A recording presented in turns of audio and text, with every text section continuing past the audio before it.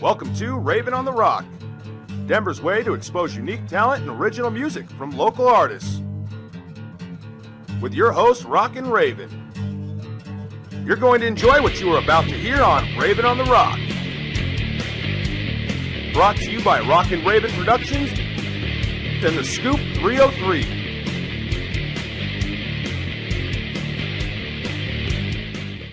Welcome back to Raven on the Rock. I have Ric Podmore back. Yay! Hey, Ric. Hey, thanks for having me back. Thanks for coming back. You got so much more to talk about.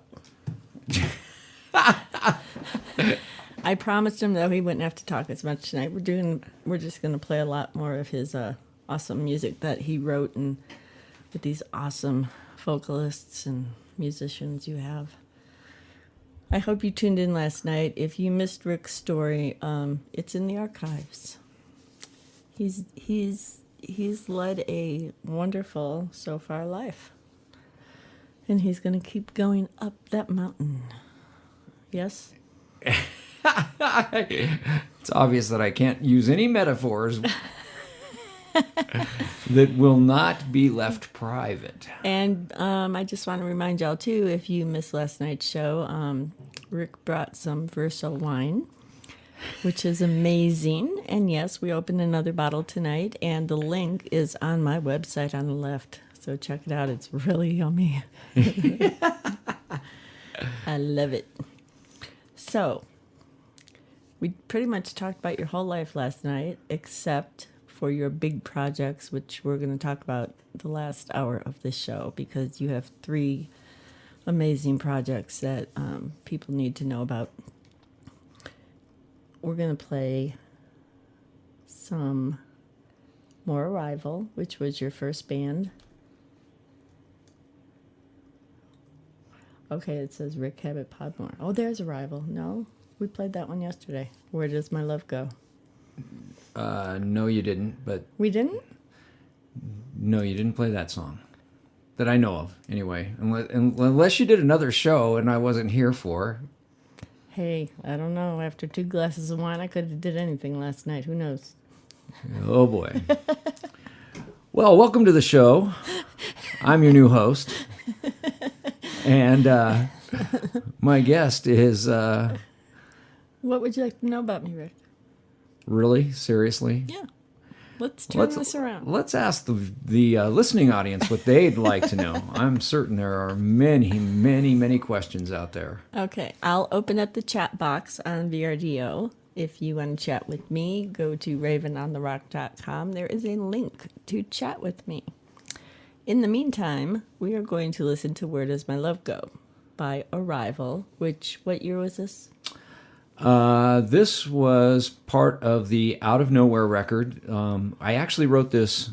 It's kind of funny. I wrote this with the intention of winning the Stroh Superstar Talent Search when I was in the band Saint Germain. Oh. We had advanced to the finals. That was in 1984. And I told the guys in the band, I said, you know, if we had a ballad for our next performance, we'll win. I said, you know, we'll win if we have this ballad. And so we were playing, I think we were playing that week in Rapid City, South Dakota, yes. And I went and sat on the stage at this club we were playing at, and I wrote this song. And when the Saint Germain band disbanded and we carried things forward into Arrival, we kept this song. And so, once again, Mark Free, an incredible vocal, and probably one of my favorite Charlie McCormick guitar solos. He did it in like 2 takes, and it was just like, you know, people sitting there in the control room when he did it just went, oh my God, you know, who's this 22-year-old guy doing this? Yeah. And this is kind of the song that really set the pace for me becoming the schmaltzy balladeer that I am, because that's really what I'm known about, is the power ballads. You know, that's kind of my thing. You know, everybody, where's that ballad coming from? You're good at that. So You really are. This was the first one. Well, let's take a listen. Where Does My Love Go?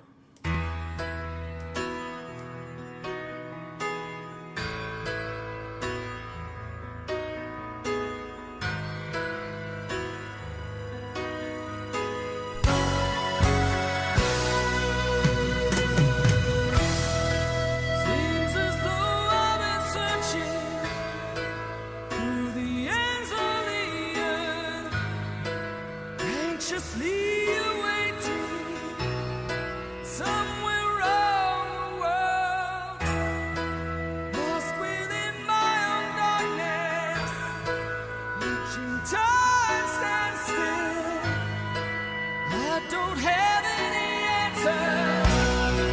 I don't know what to feel. Where does my love go? What can I feel? Something I've never known. Where does my love go? When I find I'm alone, where does my love go?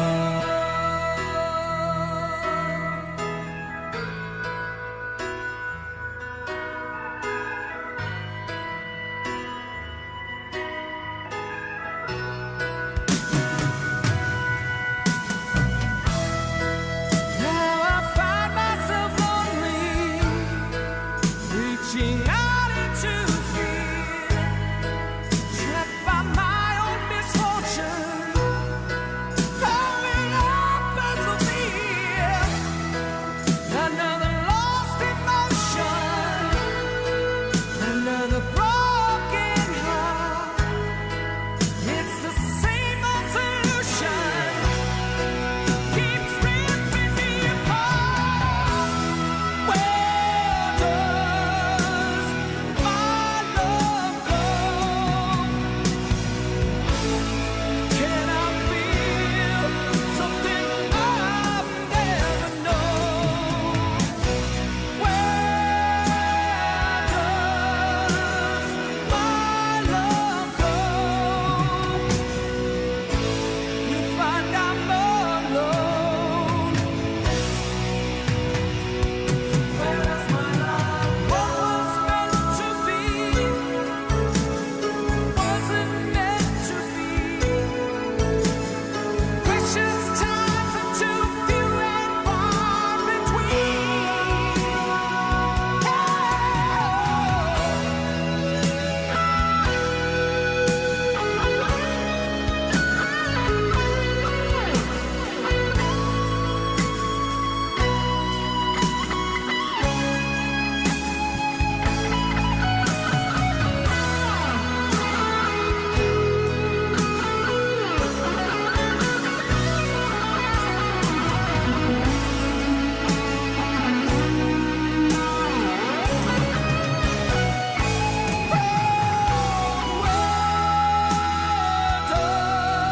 Does my love go?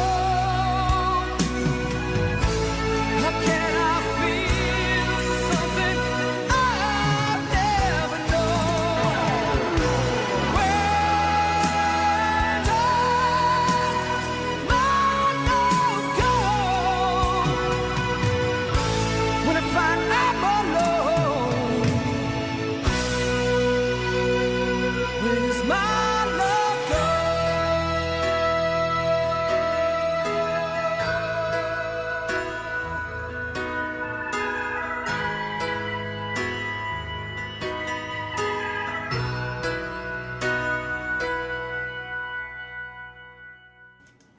I just told Rick I think you wrote all these songs for me. I can identify with every one of these songs so far. Awesome. Thank you. It's wonderful for me to know that there's a connectivity out there when you create something and you kind of throw it out there. You know, it's kind of it's the proverbial Seinfeld matzo ball. You know, you just kind of you create something, you throw it out there, and you're just like going, okay, what's going to happen now? So thank you. You're very welcome. Well, I'm going to play a song that I play a lot on my show by Ric Cabot Podmore. Who sings in Overexposed? Oh, that's Calloway. Okay. Calloway is, oh my God, what can you, wow. What is Callie now? I think she's 22. She began her professional singing career at 14 years old, singing background vocals for the legendary Sam Moore, Sam and Dave, the blues duo. Sam Moore hired her, heard her, and she started singing background vocals. And then she started singing duets with Sam Moore. Wow. She's been, oh God, Callie's been, her resume by the time she was 20, she has a bigger resume than most people that are major league rock stars. I mean, Yeah. she's been on the Letterman show. She had been on the Today Show, Conan O'Brien. Oh, God, the list goes on and on. She sang with Sting for President Obama's inauguration. She sang a duet with Sting. She's just done all sorts of stuff. So she's an amazing, amazing girl. They actually, what happened was Sam Moore had talked to John Robinson, our drummer, about trying to get her, produced and stuff like that. And how fortunate am I that John Robinson could have taken her to like David Foster or to Quincy Jones or somebody else. But John called me up and he said, Rick, I've got this girl. She's amazing. What do you think you can do with her? And so we started to design a sound for Callaway. Actually, the first session she did is a duet she did with Robbie Wyckoff. When she was 17, she did her first session with us. Mm-hmm. And she just blew me away in the studio. I was like, how in the heck does a 17-year-old girl have this much studio chops? It was unbelievable. Mm-hmm. So as we moved forward and stuff, Callie and I talked, and I kind of came up with this kind of rock and roll kind of, Paramore, Kelly Clarkson-y type of thing for her. Mm-hmm. And so that's what Overexposed kind of is that's the first tune we did that was kind of that vibe for her. And she just sang the living crud out of it. All right, well, let's take a listen to Overexposed.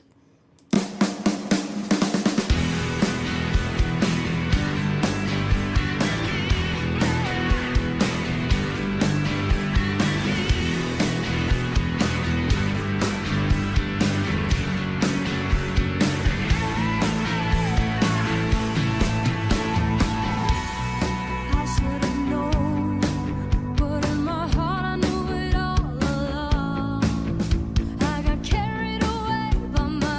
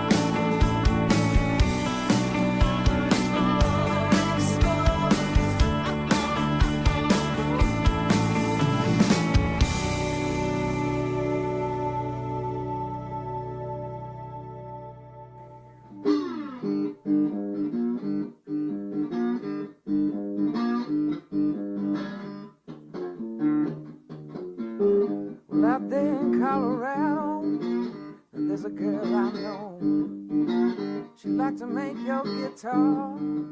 It's really nice for the show.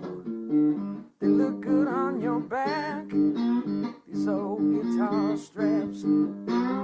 Baby, baby, Raven raps.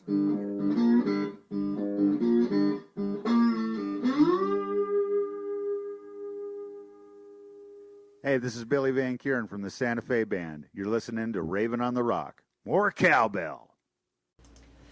Unfortunately, Santa Fe Band had their last show on New Year's Eve.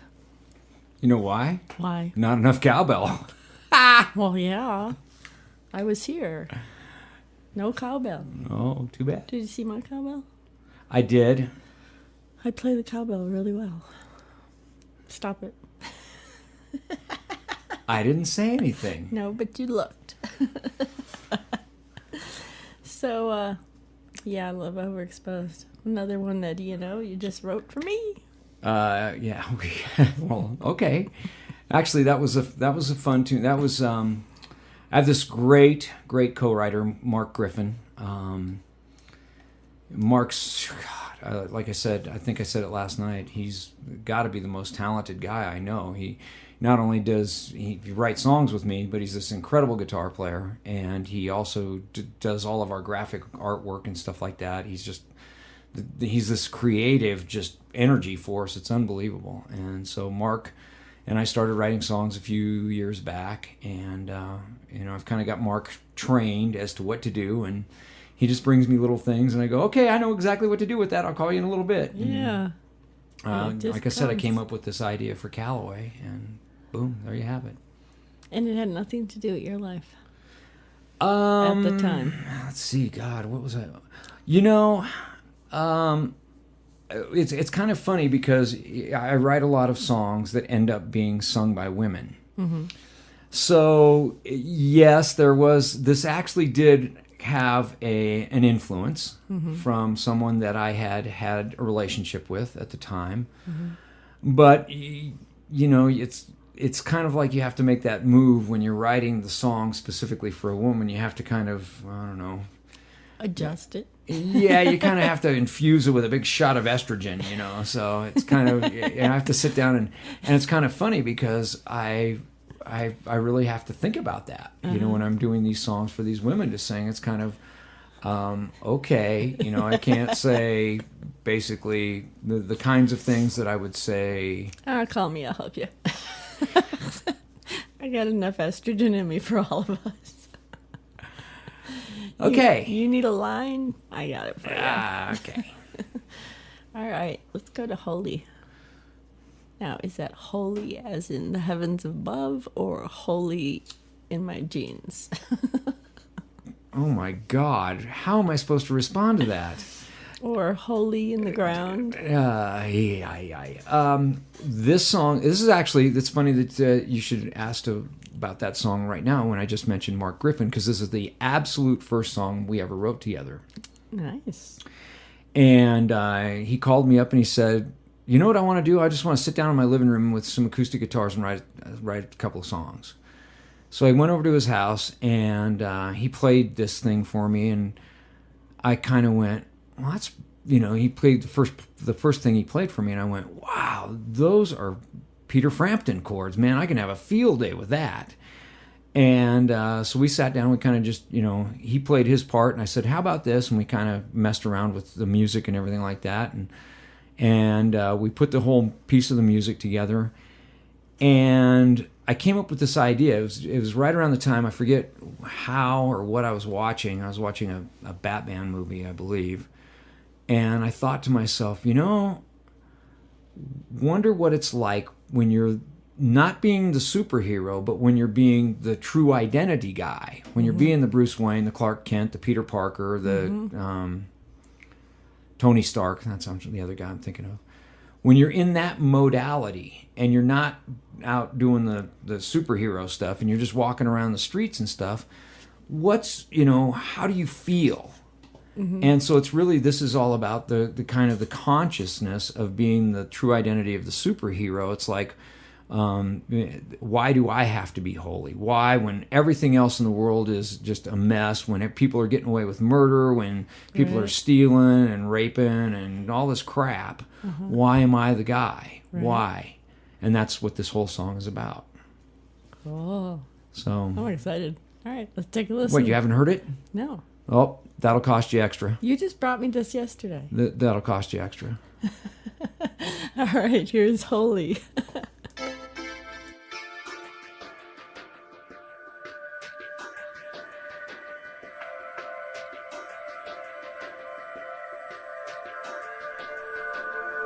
Find it strange, so strange. Every time I contemplate this mystery, when things change, suddenly, nothing makes any kind of sense to me. I've heard the words, and I know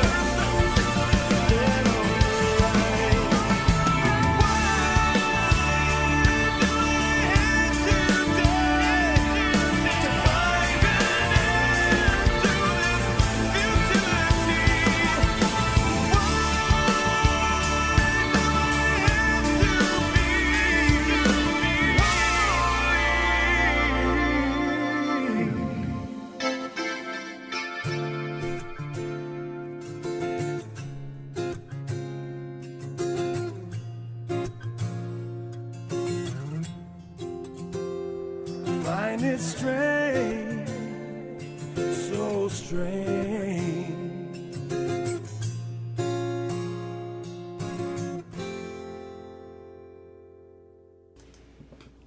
Beautiful. Well, thank you. I like that. And I know why you were able to write that, because we both have disguises, don't we? I'm a raven and you're the captain. Okay. Let's talk about that. About the captain? Yes, what is his superpower? What is his superpower? I think it's the same as mine. I don't know. What is your superpower? To make the earth a better place. Okay. Yeah, that's kind of my. It's I guess for those who don't know, who aren't aware, I do a daily writing, an inspirational writing. And really, I do that because the world just needs to know that life is really, really a beautiful, beautiful thing. There's just so much. And a gift. Yeah, there's so much sadness in the world, and it doesn't have to be that way. Nope. That's a chosen thing, and it's a chosen way that people choose to live, and then there's the choices we make to treat each other horribly. Mm-hmm. And so there's all these choices that don't have to be there. Right. They're choices. And so one day, the title of the captain's been, that people have been calling me that for years. That's kind of my little nickname for record producer kind of thing. And that has a whole story, and I won't bore everybody with that. I'm sure somebody thought I'm sure somebody thought I was a Nazi, and that was the best they could do to, you know. But anyway, how that came about was, you know, one day when I first learned about social media, I was kind of behind the curve. I was one of those guys who was like, well, what the hell is Facebook? And, you know, everybody's saying, well, you know, MySpace is old, Facebook is new, you know. And I was like, okay, you know, so I'll sign up and stuff. And I really didn't know much about it. And people started, you know, oh, Ric's here, you know, click, click, click. Oh, now I got friends. And wow, how nice, I have friends. And then I started to see what the news feed was, and understand it. And I was watching these people, and they, you know, all of a sudden they were just spouting off, and, you know, this sucks, that sucks, you know, my life sucks, my job sucks, that guy's an asshole, that girl's a such and such, all these things. And I was just like going, oh my God, you don't even know what you're doing. You have no idea what you're doing. And so I began to reach out to people individually, and for whatever reason, people didn't really respond as quickly, or, you know, I mean, I'm just here to talk to people, and I just understand things. I've learned things, because I used to be in a bad headspace. And so, you know, once I got enlightened and really figured this whole journey out for myself, to this degree, there's still a lot that I don't know, by the way. Those out there, you know, I don't know everything. Believe me, that's the Don Henley thing. The more I know, the less I understand. Mm-hmm. But once I figured out the beauty of the experience of life, I just wanted to share it with people, and I wanted to get people out of the same funk I used to be in. Because the minute I came out of that funk, my life exploded. Right. And my dreams came true, and, you know, so I reached out to people, and, you know, and then I thought to myself, well, you know what? I'm a writer, and I can turn this all into something. And so I created this daily little blurb that's just there. I call them notes from the captain. I was going to call them captain's log, but then that log kind of has a, you know, Star Trek thing to it. No, I was thinking something else that log gets, you know, kind of synonymized with, and I didn't want people to think that I was putting out caca. So I didn't want to go captain's log every day, because that just didn't work right for me. Especially with the negative things people are out there. Well, that's pure crap, you know. So I wanted to kind of not stay away from that. So it's just the notes from the captain. But, you know, and really that's where my purpose in life came from. My purpose is to use my enthusiasm and my intellect and my creativity to help other people, you know, discover the life of their dreams. Because I'm running in my lane. You know, and I'm going to tell you, the reason that I really want to do this is because I can just tell you, if everybody in the world could wake up and feel like I do, the world would be a better place. Right. Because I'm just going to tell you, even when I'm hungover, I'm better than most. I mean, seriously. And so that's just what that's all about. That's really where I've come to understand that it's my mission in life. It's what we're all here to do, is to leave this place better than we found it. Unfortunately, through social stigmas and a lot of naivete and a lot of ignorance, 99% of the people that walk the face of the planet have no regard. That's why they're in this place, and it's nothing more. Literally, it's nothing more than flipping a switch. You can flip a switch and change your life. Right. I agree. I did it. And that's, yeah, exactly. And so it's really, really important to try and just, I push things out. And I have some amazing stories, oh my God, of people that I've been able to help. I'm more proud of helping other people discover their dreams than I am of my music. I'm more proud of that. Yeah. And helping people do their thing than I am of what I've done. I mean, I'm really proud of what I'm done, and I'm so fortunate, and I'm so thankful. And but really, truthfully, I have a couple of people that are out there that I'm just so thrilled that, one in particular, because she was literally suicidal the night that I said, stop. Everything changes right now. And within 2.5 years,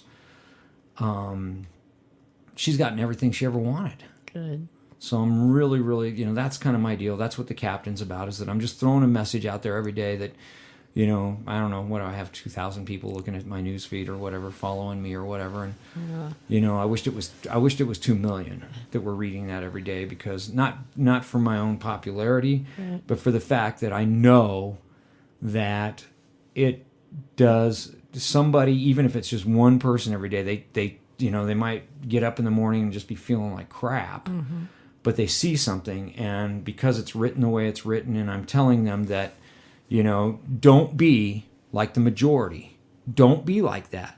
Don't do that, because that's not going to help you, and that's not right for you if you want to be happy. If you want to live a life of happiness, you got to swing the door the other way, but it's as easy as throwing a switch. It's that simple. So, if it helps one person a day, and one person a day makes one different decision than they would have, if it keeps somebody from road raging out, or if it keeps somebody from, I don't know, yelling at their kid or whatever it might do. I almost shared today's with a couple of people, but I thought... See, and I don't even remember what today's was. Today's was about karma. Oh, an evening out. Yes. And see, that's another thing. I love to manipulate the English language, because it sounds like an evening out. Yeah. Like an evening, like the Right. night, but it's not. It's evening. Evening. Exactly. Yes. So my manipulation of the English language, that's, like I said, I've always kind of had a little mastery of the English language. So I love playing with it. That's one of my... Well, after my light switch went on, I used to get upset about people talking bad about me, and I can hear my mother. I can hear my mother back in high school telling me they're just jealous. And what I don't understand, Rick, is I have nothing to be jealous of. Well, that's true, and it's not true. Because truthfully, nobody should be jealous or envious of anybody else. Because once you discover yourself, and this is kind of the funny thing, is that when you discover all these things, you surround yourself with people who are like-minded. And all those people want to do is help you. That's why I'm in this magical world with the greatest musicians in the world, the greatest singers in the world. They all want to help me. They're not sitting there going, what am I going to get from Rick? Right. They're sitting there going, what can I do for you, dude? Right. And I'm doing the same thing. I'm like, whatever you need from me, just ask me, and I'll, again, that's just how it works. Right. And when you do that, you're not really in some jealous, envious place. I mean, there are people that I sit there and I go, man, really? I look at somebody like Ryan Tedder, who's, the on-fire guy in our industry, and of course he lives here, and whatnot, and he's just amazing. He's the greatest guy, by the way. I've met him a couple of times, and he's been really cool to me, and really, who I am, kind of thing. And and the dude's he's gushing out hit records like crazy. The guy's just unbelievable. And there was a time where I could easily say, you know what, that sucks that it's him and it's not me. But instead of that, I celebrate that because how it again, I understand that there was a process to him. He didn't just, somebody just didn't hand him Grammys and platinum records and stuff. He earned it. Right. He worked for it. I've heard stories, it's funny. I've heard stories from both people in LA and Nashville. And so, it's the celebrating of somebody else's success. That's the greatest thing you can do, is celebrate someone else's success. And so people, when you say people being jealous of you, really truthfully, yes, they can be jealous of you, but that's because they're in the wrong headspace. Do you have things to be jealous of? Yes, if they're in the wrong headspace. Right. And so yes, you can create jealousy, you can create envy, you can create all that stuff, that irritation, that frustration, all that stuff, if your head's wrong. But when you start to celebrate somebody else's success, your success begins to just grow. It's like it's kind of like a reverse cancer. Right. If it's this flourishing. I don't know, what was that Star Trek movie where the boom and the Genesis Project and the planet exploded and stuff like that? That's kind of the thing. Yeah. So. What do you do about people like that? I mean, people that suck. There's a woman out there talking bad about me, and Davy Boy Schoolcraft told me, Raven, all publicity is good publicity. Well, it's real simple. This is how simple it is for any. Somebody else. I have a friend who's an incredibly beautiful model in Florida. Her name's Tiffany, and she's wow, and she's very wise and very together. And she, the other day, she threw something out on Facebook about why are people like this and blah blah blah. Somebody had attacked her for whatever reason in some way. Right. And I wrote to her and I put it this way: 3 words, : consider the source. Right. And really truthfully, this is how simple it is. First of all, if it's somebody that's if it's somebody that's not relevant to you, in other words, if it's not like somebody that's very close friend, She's not. Okay. But if it was somebody that's a close friend, then you're considering the source based on, okay, my friend is hurt. Somehow my friend has been hurt, and I need to go and mend that hurt. Even if I wasn't the hurter, I need to get closer to my friend because my friend needs me. Okay? That's what that is. If it's somebody that's irrelevant, if it's somebody that's just well, there are 2. One was irrelevant, and one was a friend. Okay, and well, I tried both. I tried with both of them. There's the friend thing, is that and if you reach out and that friend does not want to basically collaborate, because life is a collaboration, then you just talk to the hand and come back to me when you want to. I've reached out to you, but because I don't want that negativity and that drama in my life. Well, that's what this is what I'm getting at, is that you let that go and you just say, you know what, I've done all I can do. I did. Yep. Okay, boom. Now it's on them. Right. You've basically, it's a tennis match. You've hit the ball back over the court. Whatever happens, you're waiting for the ball to return. Period. Right. For the person that's irrelevant, the person who's just somebody that's out there that's talking smack. Yes. You said it's a family show, even though it's not censored. We're going to do porn later. But, for the person that's irrelevant, and I'm not saying irrelevant that people aren't relevant, because everybody has importance. Everybody has an important place in creativity. But irrelevant to your life and your dreams, somebody who is, just out there, so to speak, an acquaintance, as it were. Well, it's someone in the music world. Doesn't matter. Consider the source. Right. Raven, here's what I would say. If Bono walked in here, very powerful music person, probably one of the most powerful in the world, and sat down at this microphone and said, you know what, girl, you just plain suck. Quit. That would be a big boulder to handle. But somebody that large is not going to do that. Somebody that's that big and that successful is going to come in here and say, what can I do to help you? How can I turn this dream of yours into a big manifested thing that you want it to be? So I'm guessing that it's somebody in the music industry I want to be politically correct, but it's probably somebody that has a very small audience, somebody who has a very small other things, and really they don't have anything that gives their opinion validity. And usually negative people don't have a big audience. That's the other piece of the puzzle, is that when you really, really look around, unless it's highly monetized, unless it's somebody that's out there that has a lot of money and a lot of publicity behind them, most negative people don't go very far. Success comes from optimism. Success comes from positive. Success comes from happiness. It's real simple. Happy people are successful people. Miserable people are not successful. Doesn't even matter how much money they have. Eventually, they'll lose it. Right. That's another piece of the puzzle. A lot of people sit there and they go, oh, la, la, la, la, la, rich. 5 years later, they're struggling. Why? Because they were never happy in the first place. Right. They hit the lotto, or their deal got good, or, whatever, grandma left them something, whatever.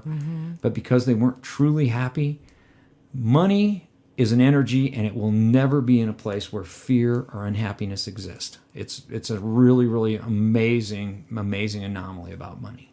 So point being is that whoever the person was that's the musical person, and probably not even that good musically, that's usually the other thing that's spewing out negativity, is that they're frustrated with what they see in the mirror.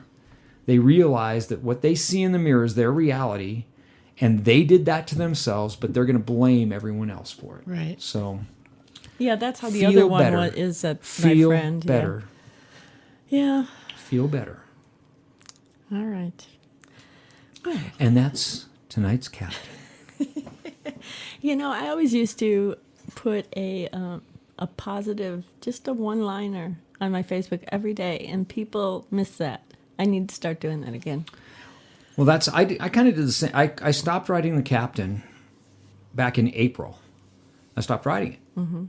And, then all of a sudden people are like going, what's going on? What's wrong? Are you dead? Are you dead? And there were reasons for it and whatnot. And then I finally one day in July, I just wrote something saying, listen, a lot of you have written asking this, I'm going to just ask you, you tell me what the captain should do, sail or sink. And it was overwhelming. It was like hundreds of people wrote and said, please sail. So, regardless of and I don't know if you can see my Facebook today. I don't know. I there were not very many likes on that. It's kind of funny because I take great pride in writing those things. I'm like, wow, that was really creative. I kind of like, because I'm manipulating the English language, and I'm coming up with these little double entendre meanings for stuff. And so, when only like 3 people like it or something like that, every once in a while I'm like, oh, well, damn, I worked hard on that. Only 3 people liked it. But you know what? A lot of people don't hit the like button. They don't hit the like button, and it doesn't matter because I'm throwing it out there. And eventually, as it perpetuates, eventually I'm going to hit nerves with people. Every once in a while, there's 50 people like the captain on one day. Right. And sometimes it's 3, sometimes it's 10, sometimes it's, Or somebody read that today, but they're going to think about it, and it's going to hit them tomorrow. Right. And they'll come back and like it. Right. Or, or they'll see it a year from now because I'm just in a cyclical course of, there's 365 of them. And so they just every year, there it's back again. Well, I think we need another song. We need another song. This show is getting a little deep there. I'm sorry. We need to be happy. Thank you for that advice. Well, that's happy. Your advice is everything that I thought, and you confirmed it, so thank you. Well, you're welcome. And I hope that my little story and your advice helped a few other people out there. Well, that's my thing, is that I help everybody. I'm here. I'm here to leave the world better than the way I found it. And, so that takes effort, and that takes, the ability to say, what do you need? Here's what I can provide. Mm-hmm. And so that's what I do. Cool. So maybe, is it maybe, or is it? We played maybe. Maybe? We played maybe yesterday. We did. Are we doing double songs? I don't know. Oh, I guess we did. Do you want to? Would you like a song that's kind of about what we just talked about? Sure. Why don't we do a song by that I was so fortunate. I can't believe I even know these people, but I love your attitude when you say that. Well, it's like. But you're Ric Cabot Podmore. Well, yeah. Don't you know who the hell I am? No, it's just like I said. It's just kind of this big amusement park for me, and so I wrote this song. Actually, this was going to be an Arrival song. This was going to be on the follow-up to the Delayed record, the Into the Outer Side record. And that record got shelved when we started doing all the film and television stuff. And I started extracting the songs from that record to bring them forward into this new kind of venue. Mm-hmm. And I was going, I got this song and I really need somebody special to sing it. Oops, excuse me. Did everybody hear that? God. It's the wine. Oh yeah. Okay. So anyway, you needed someone special. There's a frog in here. Needed somebody special to sing the song, and it just so happened that I had actually thought of one singer. Very famous singer, Jimmy Jamison, who we just lost recently. Jimmy just died, which was kind of a sad day because Jimmy was probably, in my opinion, the best rock voice ever. But I was going to reach out to Jimmy, and then all of a sudden I saw this television show, this European television show, featuring Terry Luce. And I'd met Terry way back in the 80s when he was the lead singer for XYZ. Mm-hmm.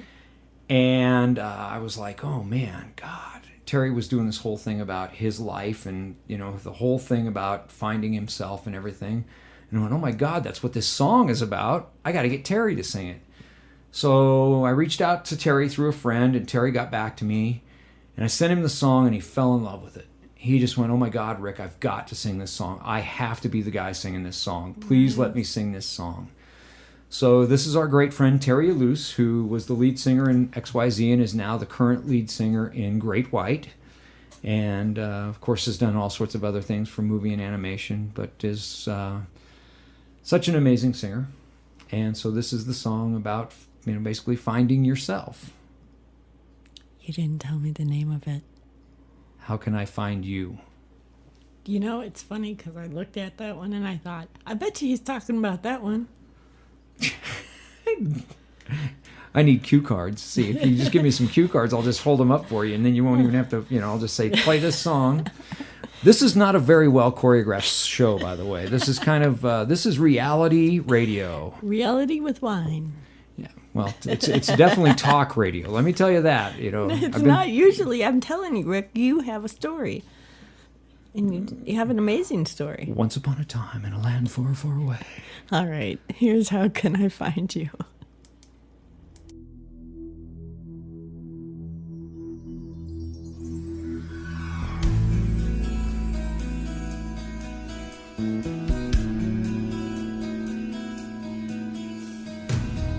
Ever since I can remember, my heart has been on fire, unwilling to surrender. I search for something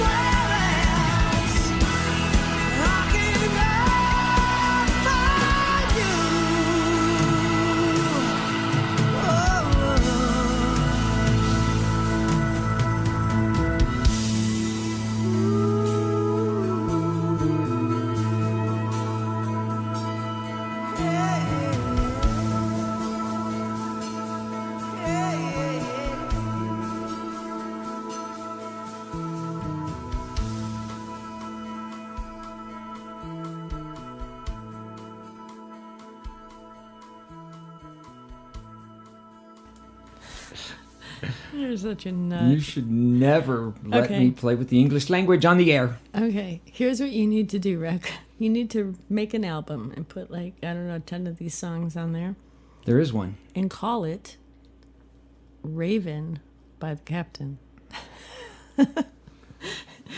Well, can we promote the record that all this stuff is on, by the way, since we're here? Of course we can. How do we get it? You can get it on iTunes, Google Play. It streams on Spotify. We're on about 15 different online retailers. The Songs Volume 1. How about if you just type in Google Ric Cabot Podmore? I think if you Google Ric Cabot Podmore, the songs, I don't know, Google it, see what you get. I don't know. I could do that. You talk. Okay. So, how many people out there are feeling lonely tonight? Really? Raven just raised her hand, and wow, that's kind of sorrowful for me. I will be after you go home. I'm putting on my A show here. I won't. I'm not right now. Okay. But I will after you go. So anyway, so the record is called, what we've done is we've taken all of the film and television music and we've put it into a package. We're putting them into different separate packages. No. I think you just go to iTunes and search it. That's probably the easiest way. I don't think if you can Google it, you get it. Because it's just not like doing a YouTube record. U2 record, not YouTube. YouTube. See? Blah. So yeah, there it is. iTunes Music. There you go. There I am. The Songs, Volume 1. How many volumes? Well, we're Just the working one? on Volume 2 right now. Okay, We're in the so- middle of Volume 2, which will be done probably around the end of March. Most of it is recorded, although some of the Nashville stuff is probably going to end up on it. So we're kind of holding back on Volume 2, and then we'll be halfway through Volume 3 at that juncture. Mm-hmm. We have this big assembly line of music. That's kind of the thing. That's the beautiful part that I've just got all this big, long line of stuff that I just chip away at and work at. And look at how good looking that guy is. Holy cow. I know. Very photogenic. It doesn't look near as good in person. Yes, you do. So, Do I look like my picture? absolutely. And let me tell you out there, people, when she does her radio show, my God, Victoria's Secret, she raids that closet. Wow. I'm sitting here. I mean, they won't allow pictures. She wanted to do, I was hearing yesterday that they won't allow her to do simulcast because, well, it's a little risque. So I'm kind of over here. After the Scotty Brown show, yes. And, basically what I've had to do is duct tape myself to this chair. And, You're too sweet. You are too sweet. Okay. We're going to do I've Been in Love Before. okay. Have we? Have we really? Well, you want to know what this song's about? Because if I have been in love before, wouldn't I still be in love? What are your feelings on that? Are you asking me about? Yeah. Hey, you brought the wine. I also brought the song. So here's what the song's about.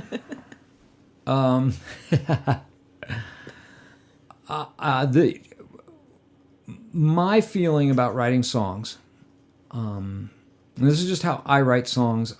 And this is kind of my backlash towards all of the music that came out in the 90s as far as lyrical content, because I really truly believe that we created a generation of negativity with music. Music's so powerful, people don't even understand it. Right. And when you start throwing out negative messages and you create negative people. Mm-hmm. People don't have faith in life, and that's what a lot of that did. A lot of people go, "Oh no, and I sit there and and I agree with I don't want to point to any one person or artist or genre, but there's a lot of music that came out in the early 90s, led by a certain geographical part of this country, which I will not say.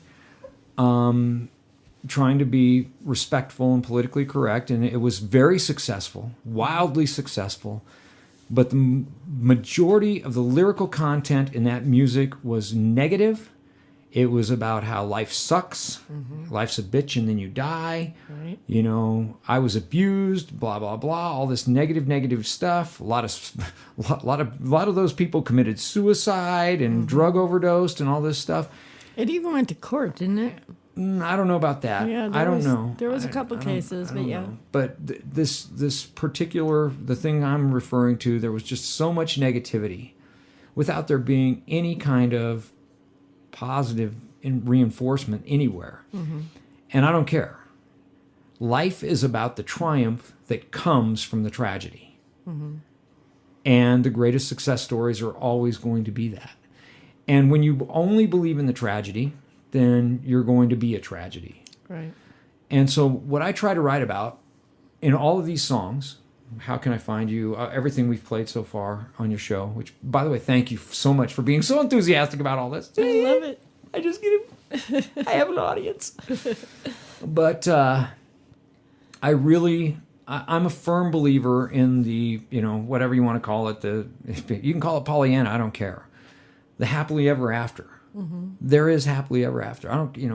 If your life sucks, that's your problem. My life is happily ever after, period. And so, getting back to this song, I've Been in Love Before.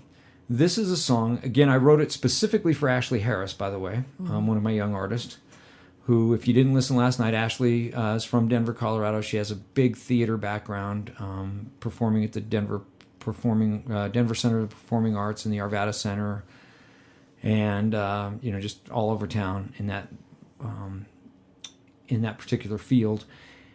And we started recording Ashley, and I came up with this idea for this song, which was actually, I wrote the music, and I was kind of like, what am I going to do with this, and how am I going to find something for this? At the time, I think she was 23. What would a 23-year-old girl? I kind of had the whole idea about I've been in love before, and but how do you turn this tragedy into triumph? And about 2 years before I wrote this song, one of my favorite songs came out. I mean, this song came out. I still think it was the best song of that year, and I was just blown away by it. It was a song written by Toby Gadd and Stacey Ferguson, Fergie, called "Big Girls Don't Cry."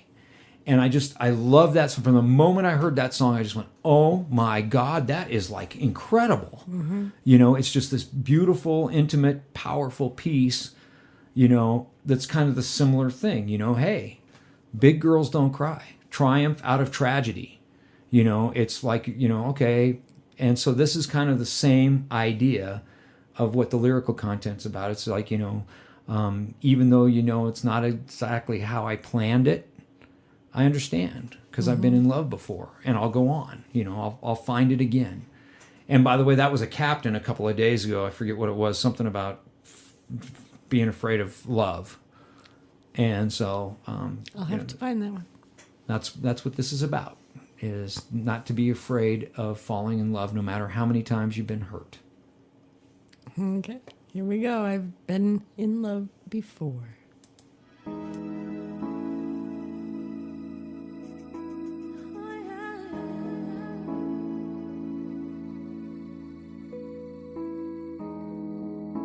You should know that this is nothing new for me. Tasting Judas' kisses, and once again I'm free.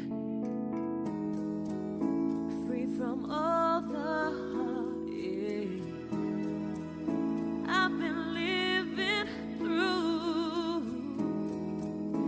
It's time I leave behind any trace of ever loving you. I've learned to live with mistakes I've made. Yeah, the time the game is played. I've been in love before. I've seen it all and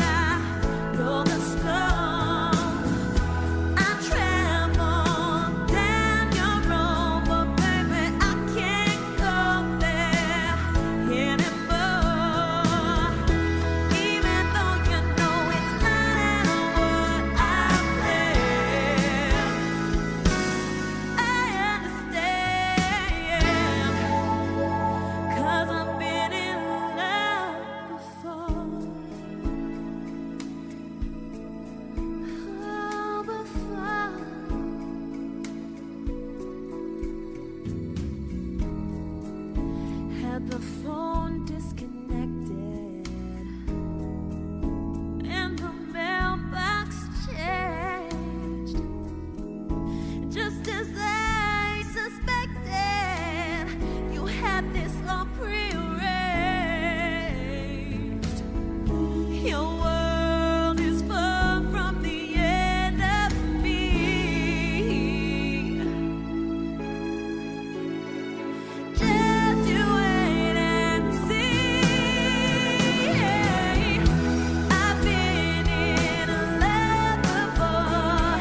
I've seen it all and I know the score. I traveled down your road, but baby I can't go there anymore. Even though you know it's not at all what I planned. Understand, 'cause I've been in love. I can still remember the very first time. Mesmerized by the stars that blinded my eyes. Oh, fool me once, shame on you. Fool me twice, shame on me. I've been in love before. I've seen it all and I know the score. I traveled down your road, but baby I can't go there anymore. Even though you know it's not at all what I planned.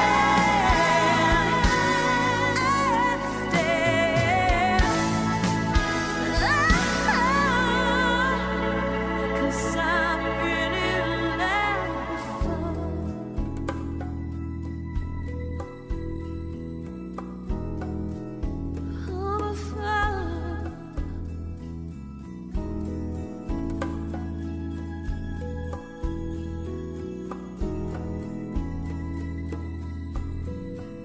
I've been in love before.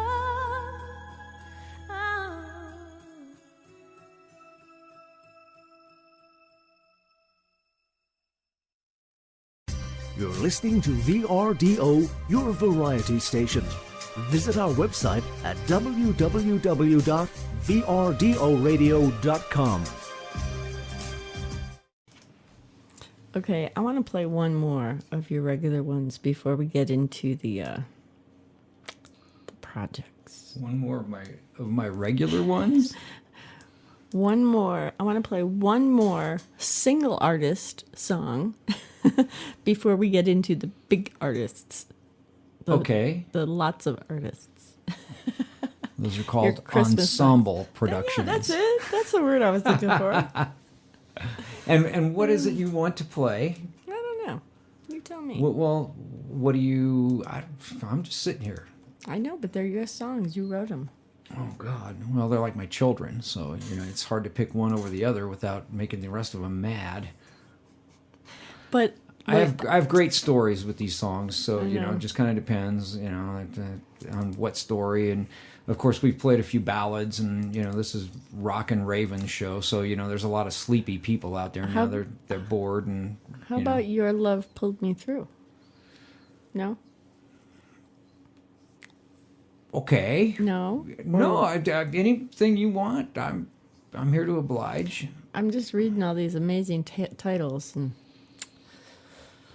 I'm sure it's gonna be part of my life somehow. Or Where Love Stands Alone. Either one of those. The thing that I would, Where Love Stands Alone features the great Pam Savage, unbelievable vocalist. Then we're gonna play it. So tell me about it. Okay, again, it was written for, it was one of the songs written for the Into the Outer Side record for Arrival. So it was literally going to be sung by a man with a different arrangement. I had this whole different big power ballad arrangement to it. Mm-hmm. The fun part about it is that it's written in a unique time signature, which is 12/8, which not many songs are written in 12/8. And Pam came in and she sang this tune, and when I got done with it and I started sending it out, people were like asking me, how did you get Celine Dion to sing on your song? And because I asked Pam to sing it like Celine Dion. Pam, I toned her down. Pam can sing even more, with more gymnastics and more stuff than I have on this tune. I kind of toned her down, and but she's an amazing vocalist. She's been a great friend for many, many years. She's just so beautiful and so wonderful, and an amazing singer. And so this turned out really, really fun. And this, the message behind this song is really, really pretty simple. It's just, at the end of the day, it's love always wins. And so it's all about somebody wanting to be where love is, period, where there's nothing else other than love. All right. Sounds good. Let's listen. Where Your Love Stands, Alone.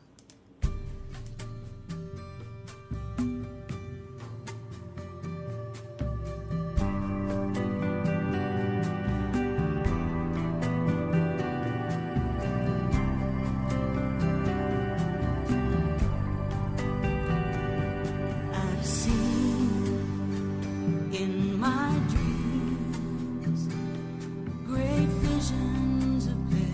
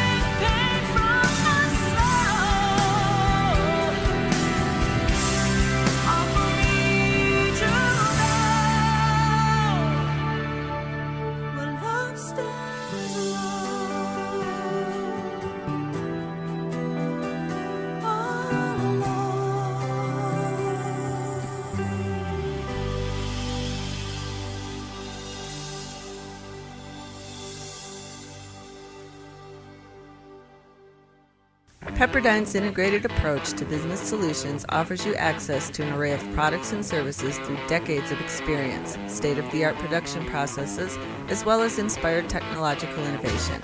Whether your business or organization requires printed marketing materials, promotional ads, specialty items, commercial signage, stamps, or simply functional internal forms, their dedicated staff will provide the level of personal service and support your project deserves. Pepperdine's is located at 790 Umatilla Street, Denver, Colorado, 80204, or call 303-595-3663. Supporting local businesses doesn't stop with the economy. It is all about creating a stable and vibrant community. Stimulate our economy by browsing Rely Local's business directory. Saving money doesn't have to cost you, and you no longer have to weed the coupon books that fill your mailbox. Just print them from Rely Local Littleton.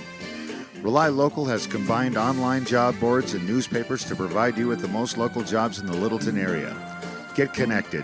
We want you to be an active partner in our campaign to rebuild the Littleton economy. Rely Local Littleton, your source for supporting local businesses.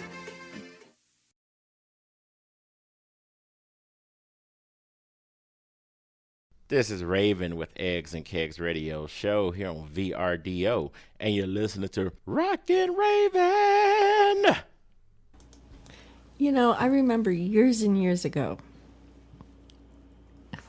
without dating myself, I remember my dad used to get mad at the radio because there's supposed to be some dead air in between stuff. And as the years progressed, the dead air got less and less and less and less. And now everything's just on top of each other. So a little dead air is a good thing once in a while, right? Okay, Rick. Yes, it is. He's making faces. Oh, I forgot to take his picture for Facebook again. So, it's time. It's time. It's time. I'm sorry. I was leaning back. It's time to talk. Okay. Ric Cabot Podmore did 2 incredible videos. The first one's a video too, right? Yeah. Yeah. Mm-hmm. Not quite as detailed as the second one. Professional. That's the best word to use. But the first one's still pretty amazing too. Now, you wrote this song every Christmas Day. First of all, tell me why you wrote it. And I know why, and I am so with you on this. Okay. Well, it was really kind of funny.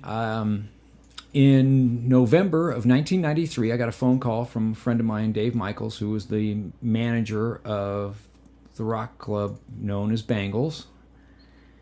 And he said, hey, can you come in? Mike and Sammy and I want to meet with you. And I had immediately thought to myself that I was in trouble. I walked out on a bar tab or something, did something crazy. You know, I was like, oh, God, what happened? And so anyways, I go down there and I'm kind of all nervous and everything like that. And they sit me down at this table and the first question is, Rick, have you ever written a Christmas song? And I was just like, what? And they said, well, this is what we want you to do. We have this idea to raise money for charity for Children's Hospital. We would like to donate a bunch of gifts to the children that have to be patients on Christmas Day at Children's Hospital. They don't get to go home and be around the tree and stuff. They're stuck there with whatever. And, you know, it's just not regular Christmas. And so we'd like to do this. Can you write a Christmas song, and then what we'd like to do is this kind of We Are the World type of thing. And I said, okay, thought, whatever. And just so happened that I'd been working on a piece of music that I didn't know what I was going to do with.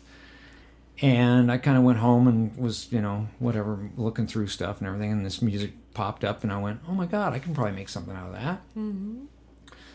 And so I wrote this song and brought it back to them, I don't know, a few days later. And they loved it. Mm-hmm. And we went to talk to a couple of people at Children's Hospital, and they loved it. And so, but mind you, this was like late November. This was like right after Thanksgiving. So it's like, okay, now you got to hurry up and get it done. Mm-hmm. And so I said, okay, here we go. And I scheduled one day for organic tracking. And when I say organic tracking, that's drums, bass, all the guitars, organic keyboards. There were some synthetic keyboards that were also involved, but organic keyboards and all the vocals. And we invited a bunch of people from the local bands at that time to come in. And we did this ensemble, We Are the World type of thing. It was the longest studio day I'd ever had of recording. I've had longer days of mixing, but we started at 8 o'clock in the morning, and I walked out of the studio the next morning at about 4 after cutting all the organic tracks, including all of the vocals.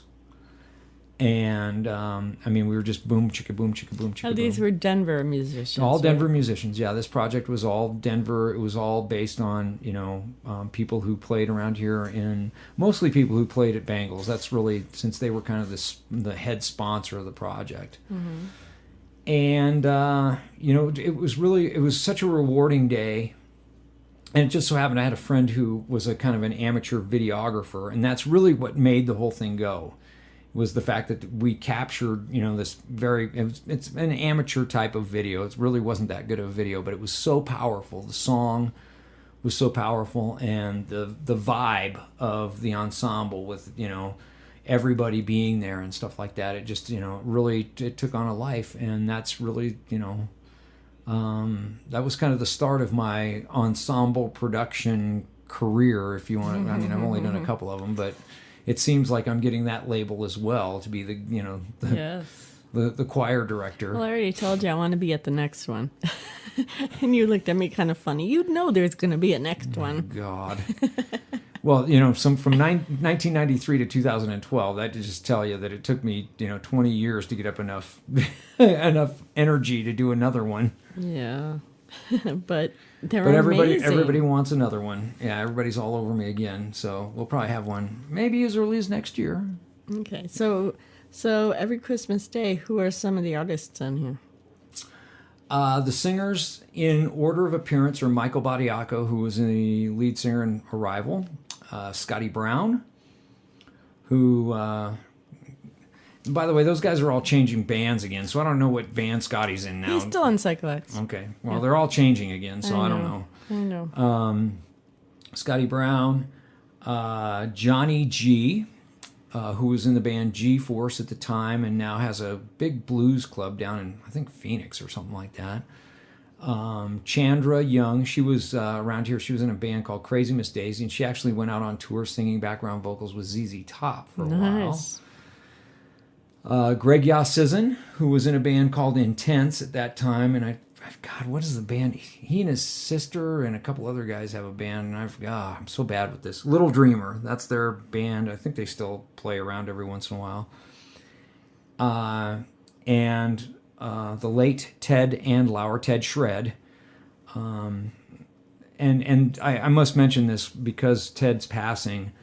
The thing about doing these ensemble projects, you never know if you can recreate that. Right. See, every Christmas Day, we can never recreate that the way that it was actually created because of the fact that, Ted passed. So that can never be the same. And which makes Share the Magic even scarier because it was double the people. Right. Which I'm not wishing anybody to pass, by the way. I'm just saying that it's a difficult thing to get all these people to do this anyway. But so that's... I'm kind of watching you do whatever it is you're doing. Sorry, I'm mesmerized. I'm sorry, I'm multitasking. So that's really, that's every Christmas Day. And then basically we used the Arrival players to play the music, which was, it was fast. It was very quick, very easy. We just boom, boom, boom, boom. And like I say, it was the longest tracking day I'd ever done. It was whatever that was, 8 to 4, whatever that is. That's like 20 hours, I think. Yeah, 20 hours. And it was long, but it was so rewarding. I was so proud of that day, and I'm so proud just watching it. But we have the MP3 version for you here. So here is Every Christmas Day. Now you got to close your eyes and picture all these musicians singing. You know, you can this. post the video on your website. I will do that. Raven. I will do that after the show so everyone can see it. But for now, take a listen.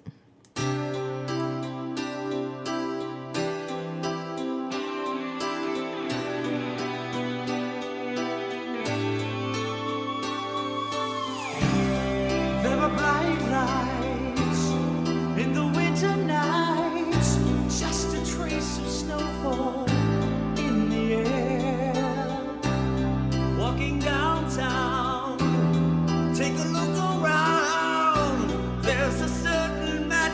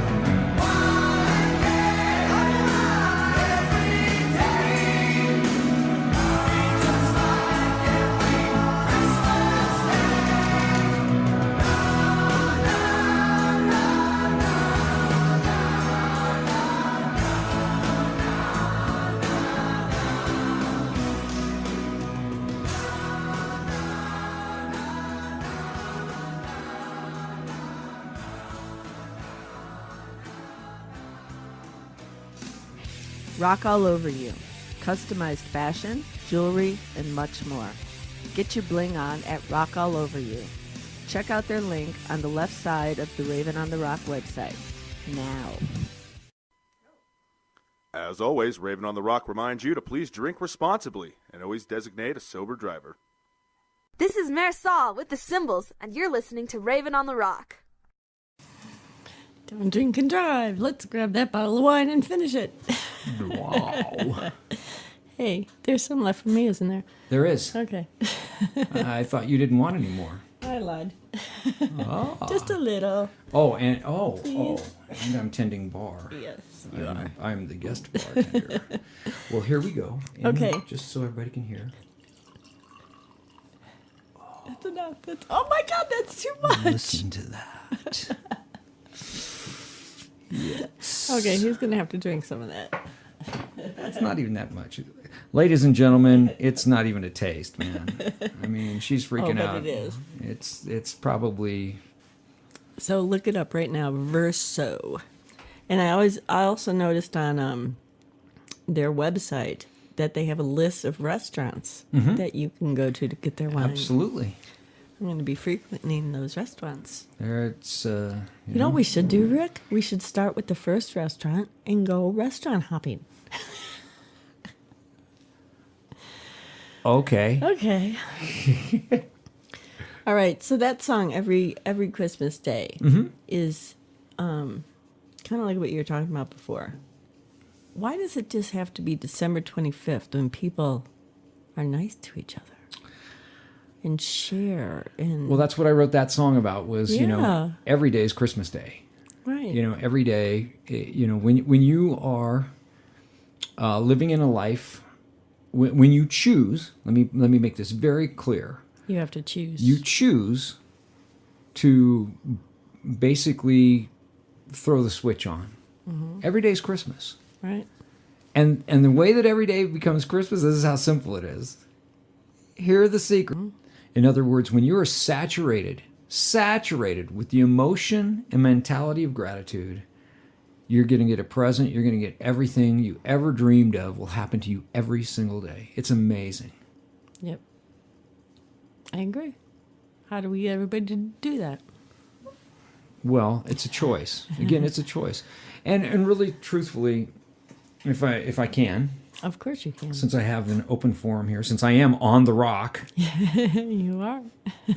By the way, the geological samples have come back. Let me tell you about the rock. Okay. Anyway, share.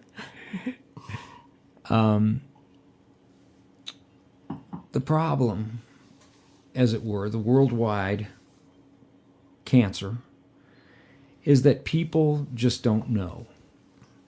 I want you to think about this. This is, that we hear this thing out there about the 1% and the 99%, and the 1% have all the money and the 99% don't. That's a truth. And that's been that way for generation after generation after generation. You know why? It's really simple.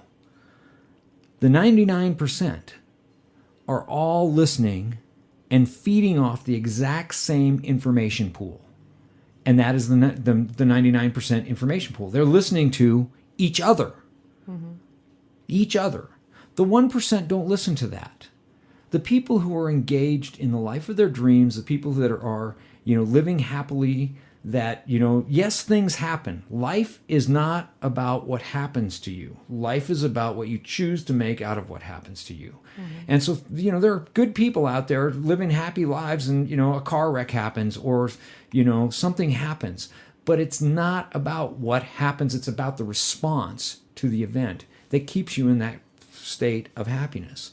Well, all the 99 are over here and they're just listening to themselves. They're watching the TV, listening to what the masses listen to. Okay? Masses. Mass. That's kind of my thing against Catholicism, because what do they call it? Mass. Mass, of course. Of course you live in fear and guilt because you're listening to Mass. Right.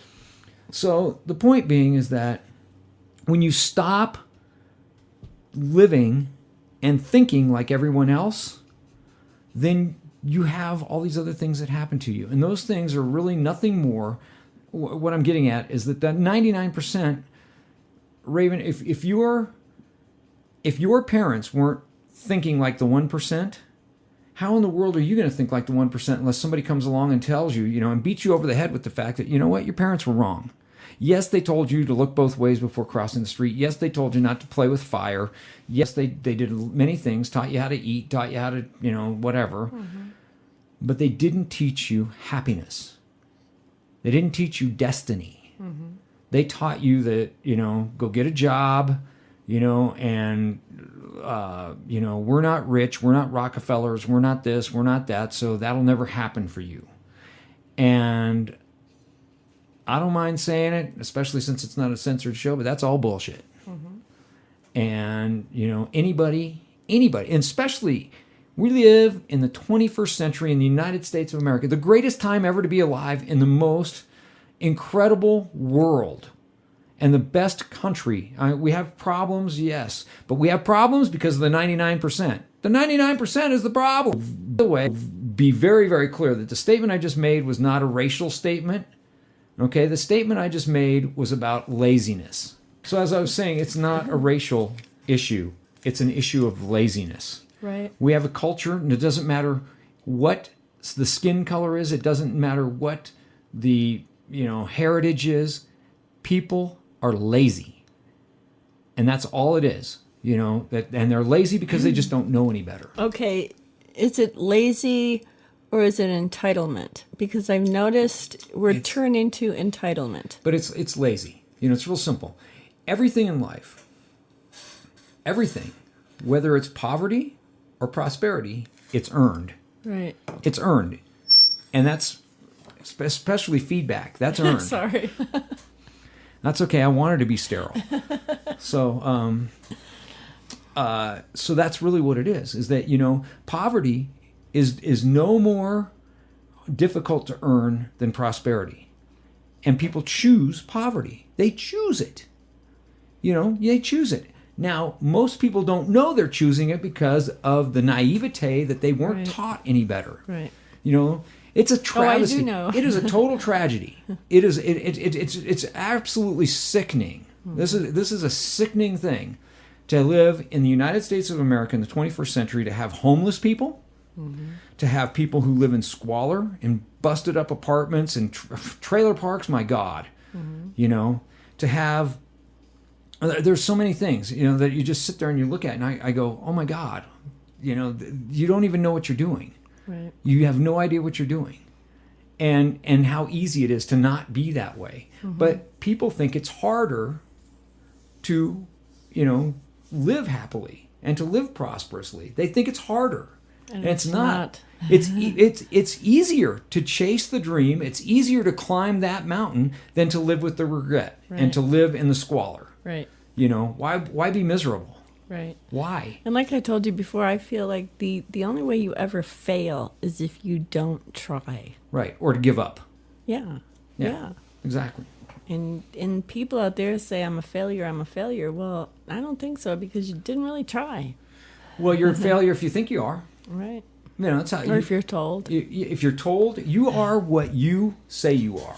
Mm-hmm. You are what you say you are. If you say, this is one that I just can't stand. I'm an alcoholic, or I'm an addict. Mm-hmm. That's wonderful that, you stood up in front of a bunch of people at an AA clinic or meeting or whatever, mm-hmm. and confessed your sin, so to speak. Mm-hmm. But when you proclaim something about yourself, you're labeling yourself. Your subconscious hears that, and all it does is put more downtrodden failure on you. Right. Instead of saying something like, I'm sober. Right. Always say the positive. Don't, when you put a label on yourself that is a negative connotation, you're only dooming yourself. Mm-hmm. You're dooming yourself to more disaster. You're dooming yourself to more negativity. Mm-hmm. Doom. And people don't understand why in the world nothing good ever happens to them, because they don't intend it. Right. So, right. Anyway, soapbox finished. Anyway, remember out there, every day should be Christmas. Yes. So if we all think that way and say that every day, it can be. Wouldn't that be cool? I think it would. So let's talk about Share the Magic. Everybody knows how I feel about that. It gives me goosebumps. I've wanted to come to Colorado since I was 6. I grew up in Chicago. I don't know why I wanted to come here. I had heard stories from my dad who was here, and I just always wanted to come here. Well, then my ex-husband got transferred here, and I had to come here, which is so made me believe in the universe. Sure. But that song that you wrote is everything I believe to be about Colorado. Well, it's kind of why I wrote it that way. So thank you. You wrote that for me too. I'm glad that it resonates with you. I wrote that. Well, as you've seen in the documentary of the DVD piece, we had gone in Colorado. I've lived here most of my life, and 2012 was a very, very, very hard year. 2011 and 2012 with the wildfires, and then we had the floods. We had the Aurora Theater tragedy, which, by the way, I love to plug this, but one of the guys that sings on Share the Magic is Brian Butler, who he's retired now, but at the time he was the SWAT sergeant for the Aurora Theater, or the Aurora Police Department. He was the first guy through the door at Theater 9. Wow. That fateful night, July, whatever it was, 21st or 20th, Yeah, 2012. He got to sing. Wow. And so Brian's a great singer and has always aspired to be a singer. And we worked together years ago, and I had to have Brian on it. So it's kind of one of my little subliminal messages, is to have the guy that was right there. Right. So anyways, we had all these things, and Jessica Ridgway was part of that whole thing too, if you remember. Mm-hmm. It was a really difficult year to be here, because this is the most beautiful place to live. And there was a lot of challenges to living here. And I had gone to, I do a lot of charity things, a lot of benefits, fundraising things. And I was at a benefit for the Aurora Theater tragedy. And unfortunately, it wasn't a well-organized event. And I was just, I knew they weren't really going to pull a lot of money together. So I was driving home and I said, I got to do something. And I don't know what to do. And for years, people have been telling me, you need to redo Every Christmas Day. You need to do another one of those. And I got home. It's kind of funny. I got home, I walked my dog, and I came back in, and I was just had this big weight on me. I got to do something. And as I do almost every day, I just walked by my piano. I sat down, and I just, kind of noodled a little bit. And all of a sudden, this little 6-note riff popped out. And I went, well, there you go. That sounds like Christmas. So there's your Christmas song. Yeah. Boom. And you can, turn it into another ensemble piece. Mm-hmm. And that's how it started, was this Sunday night. And I wrote the music that night and came up with kind of the idea and stuff like that. And Monday I got on the phone, started making phone calls, and I was on the phone for about 3-4 days. The next 3 or 4 days solid, calling people, hey, you want to be part of this? This is what we're doing. This is what it's about, And everybody was just like, yeah, tell me where to be when. Mm-hmm. And so that's kind of how it started. And, it just grew and grew and grew. And we created, what I believe is a really beautiful piece. Oh, God, yes. Now, I got to tell you folks out there, I played this like every day every show for 3 weeks before Christmas. But I am going to play it throughout the year because, people remember 9/11 on 9/11. People remember Christmas on Christmas. And people remember Thanksgiving on Thanksgiving. But we need to be reminded all year long. And the reason why you should go to sharethemagicmusic.com and get your own copy is because, one, the proceeds go to, is it the United Way? Yeah, it's the charities of the United Way. The United Way. And 2, I just saw this for the first time last night. There's also a documentary with all these musicians talking about their experience with this. And I can't even tell you what's better. the actual song or the documentary. It's amazing. So you need to get your own copy. But I still can't tell you why that song touches me so much. It's everything to me that Colorado is. And I don't think people should come out here and share the magic just at Christmas. Come and share. Yeah, everybody has tragedies. Yeah, we had the Aurora Theater shooting and Jessica Ridgeway and the floods, but that's every state. Life is not about what happens to you. Life is about how you handle it, respond right. to what happens to you, what you choose to create right. out of what happens to you.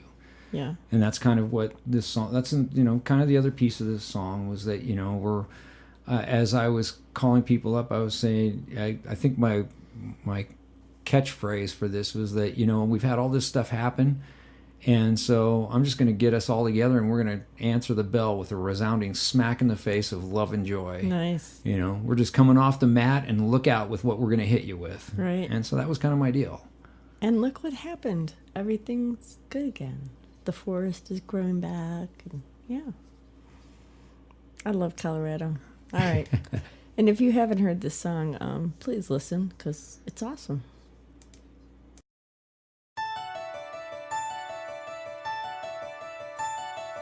Icicle lights line the streets every night in the soft chill of winter's embrace. A slight hint of snow brings a shimmering glow, joining this magical place. Who can explain the reason or rhyme of this perfect paradise? Frozen in time. All through the town there's an echoing sound of the children and the songs that they sing, yeah. Good friends and neighbors, family and strangers. Oh, we're all part of one gang.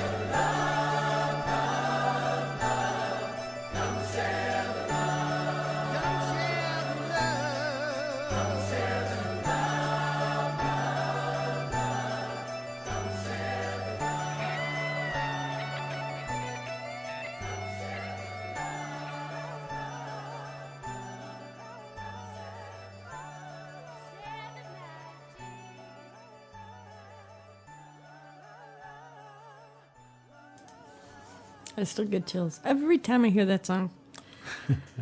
So would you do it Well, again? because it's Christmas and it's snowy, and that's No, you Rick. get that chill going No, on. Rick. That song has nothing to do with me for Christmas. I listen to that song all year long. Well, good. You know, It rejuvenates me. well, good. Thank you. I'm glad it resonates with you. Again, as an artist, as a creator, you know, you like I said, you put this thing together and you just throw it out there as this giant matzo ball, hoping that somebody's going to basically say "I love you" back. Mm-hmm. And so that's, you know, thank you very much. I'm glad you enjoy it, and I do. And you know. So what's the next one? What's the next one?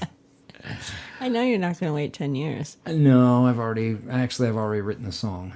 We have the song.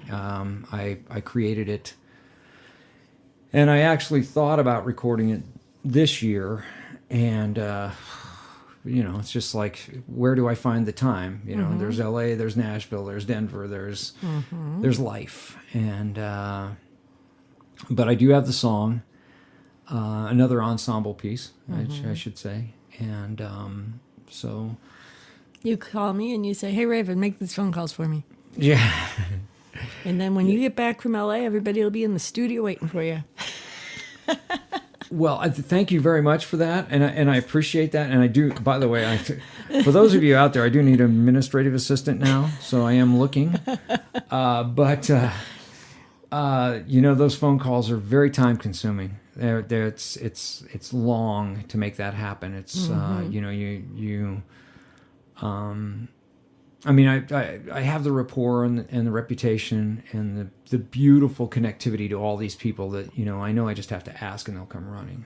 Right. And that's not because I command it. It's just because these people are so genuine and so beautiful in their hearts that, you know, that you tell them that this is what we're going to do. And there's nothing, you know, they don't expect anything. They just want to be part of something to give. Right. So yes, there's another song. There's also there's a couple of Christmas tunes that are in the mill. Yay!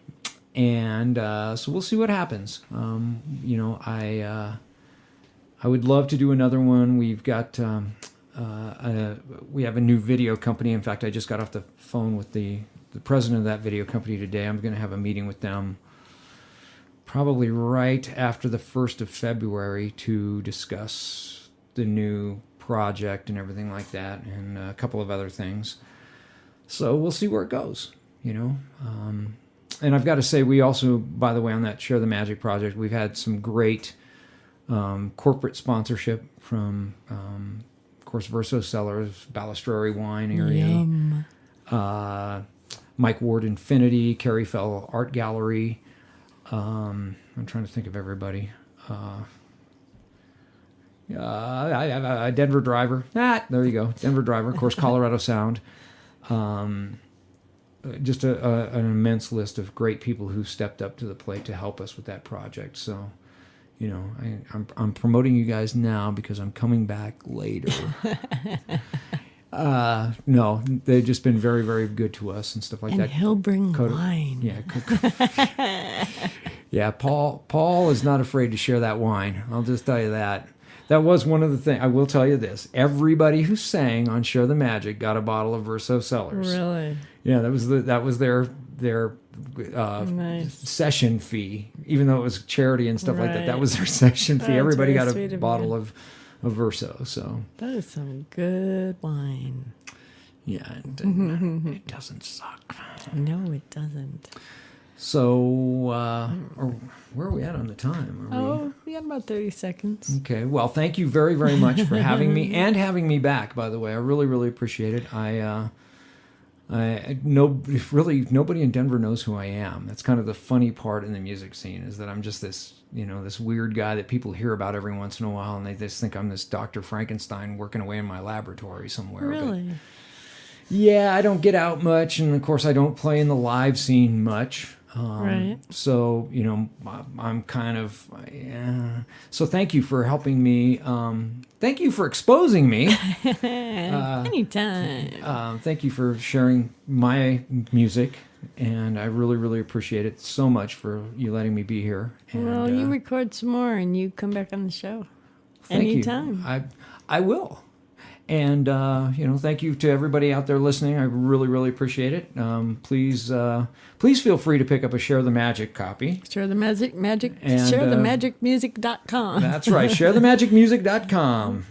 And Rick's link for Volume 1 to iTunes is on my Facebook page. Thank you so much. Thank you. And thank you for coming.